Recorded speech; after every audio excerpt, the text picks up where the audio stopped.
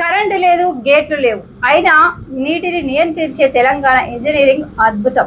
సరళ సాగర్ ప్రాజెక్టు తెలంగాణలోని అత్యంత ప్రత్యేకమైన నీటిపారుదల ప్రాజెక్టుల్లో ఒకటి. ఇది వనపర్తి జిల్లాలో ఉంది. ఆధునిక డ్యాంలంటే భారీ గేట్లు, విద్యుత్తో పనిచేసే వ్యవస్థలు గుర్తుకొస్తాయి. కానీ తెలంగాణలోని సరళ సాగర్ ప్రాజెక్టు మాత్రం వాటన్నిటికీ భిన్నం. కరెంట్ అవసరం లేకుండా, గేట్లు లేకుండానే నీటి ప్రవాహాన్ని నియంత్రించే ప్రత్యేక ఆటో సైఫర్ సాంకేతికతతో ఈ ప్రాజెక్టు దేశంలోనే అరుదైన గుర్తింపు పొందింది. ఆసియాలో కూడా ఇలాంటి సాంకేతికతతో నిర్మించిన ప్రాజెక్టులు చాలా తక్కువ.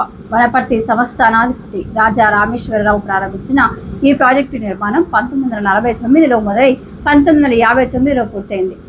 కాలిఫోర్నియాలో వినియోగిస్తున్న సైఫన్ సాంకేతికతను ఆధారంగా తీసుకుని దీనిని రూపొందించారు. ప్రాజెక్టుకు ఆయన తల్లి పేరు సరళ అని పెట్టారు.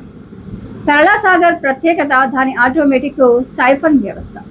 రిజర్వాయర్లో నీటి మట్టం నిర్దిష్ట స్థాయికి చేరగానే సైఫన్లు స్వయం చాలకంగా పనిచేసి అదనపు నీటిని విడుదల చేస్తాయి. ఇందుకోసం గేట్లను ఎత్తాల్సిన అవసరం లేదు, విద్యుత్ కూడా అవసరం ఉండదు. గురుత్వాకర్షణ, పీడన సూత్రాల ఆధారంగా ఈ వ్యవస్థ పనిచేస్తుంది.